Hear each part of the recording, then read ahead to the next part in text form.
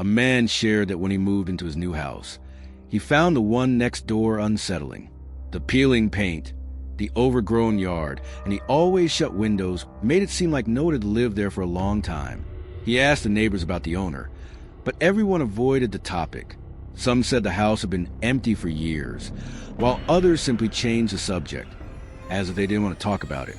A few weeks later, something started bothering him. Every night, around 3 a.m, he heard strange noises coming from the house next door, like footsteps.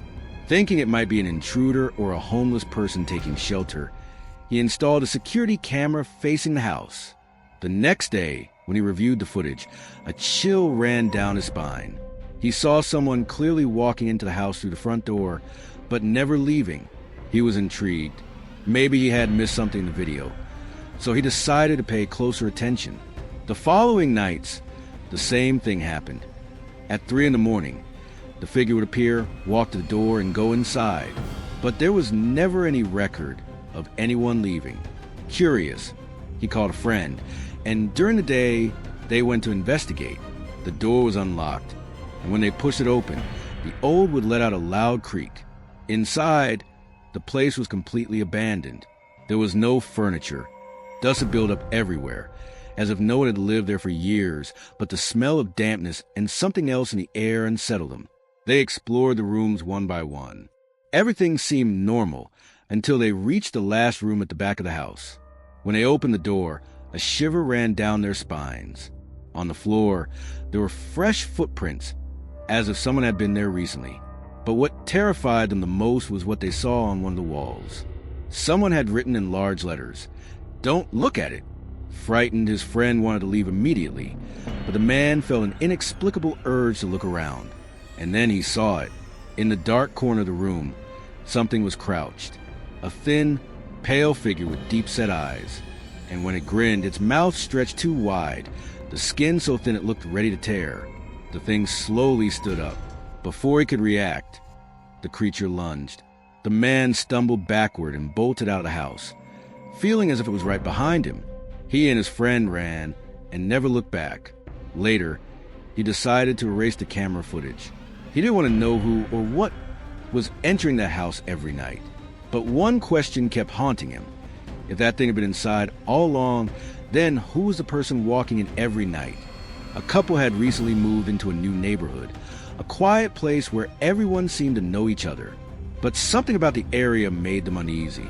Every night, around midnight, an elderly man would leave the house next door. He walked slowly down the street, always wearing the same clothes, a dark coat and a hat. He never spoke to anyone, just stared straight ahead and disappeared into the darkness.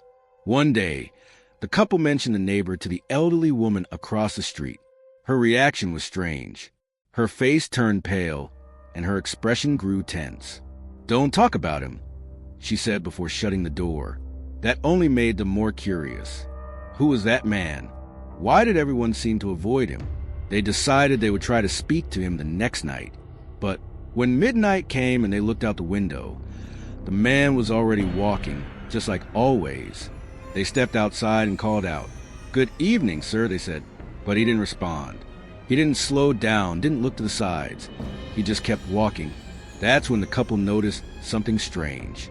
The man's footsteps made no sound. It was as if he wasn't really there.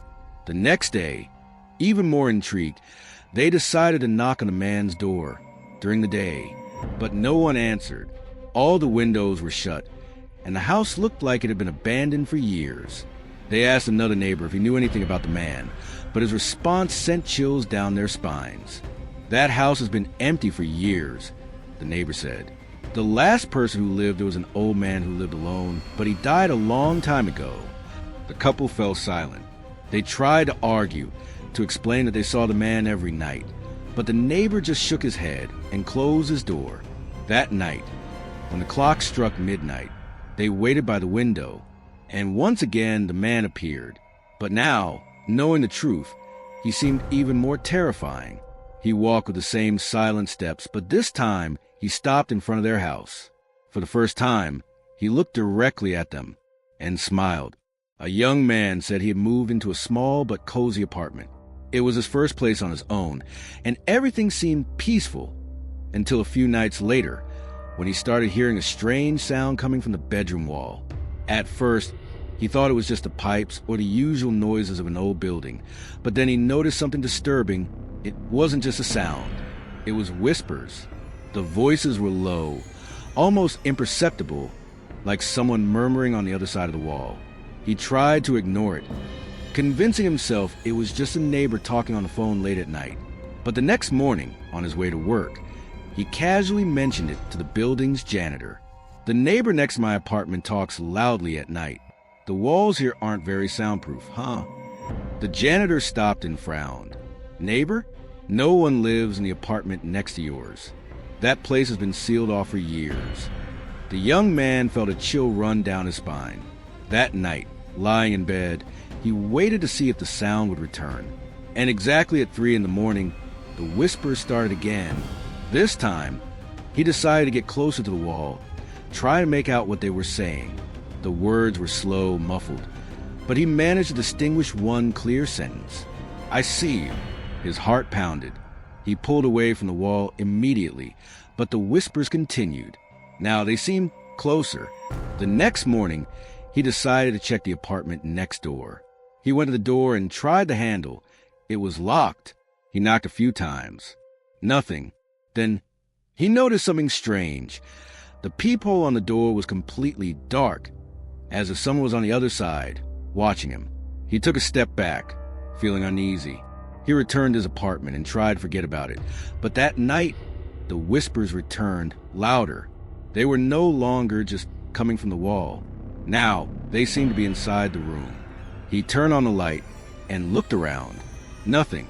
But when he turned back to the wall where the whispers always came from, he noticed something he had never seen before. A thin crack right in the center of the wall. A crack that was now bigger. His heart raced as he stared at it. And then, slowly, something from the other side of the wall started pushing against it. The crack widened a little more. Something wanted to come out. He bolted out of the apartment, running down the stairs without looking back.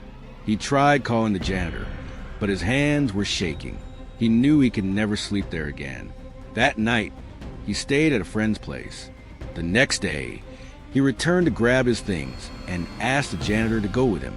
But when they stepped into the apartment, everything was silent, and the wall was intact. No crack, no sign of anything being wrong. The janitor noticed his terrified expression and asked what was going on. Hesitant, he told him about the whispers, the crack, what he had seen. The man frowned and stared at him for a long time before finally speaking. "That's strange, because the last tenant of this apartment said the exact same thing, right before he disappeared.